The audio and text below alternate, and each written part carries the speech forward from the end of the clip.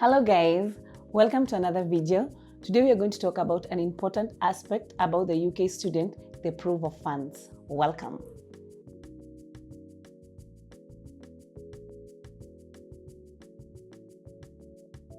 So for the proof of funds, UK normally requires a bank statement. So this is where most students get a visa refusal due to the following. Number one, the bank statement should be either under the student's name or under the parent's name if they're being sponsored. So for UK, it does not accept aunties, uncles, brothers, sisters' bank statement.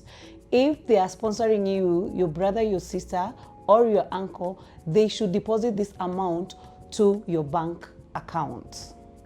Number two, the bank statement should include the tuition fee balance after you've paid the deposit, plus the living expenses, depending on where you're going to live while in UK. Number three, listen and listen carefully.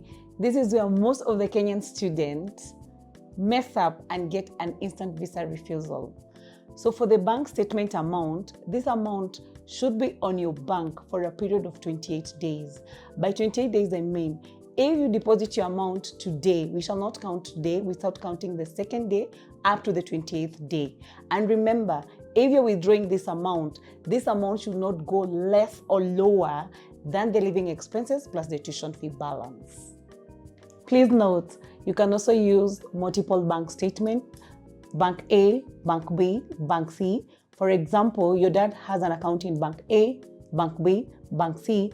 They can collect the bank statement provided they're under one name that can lead to tuition fee balance plus the living expenses.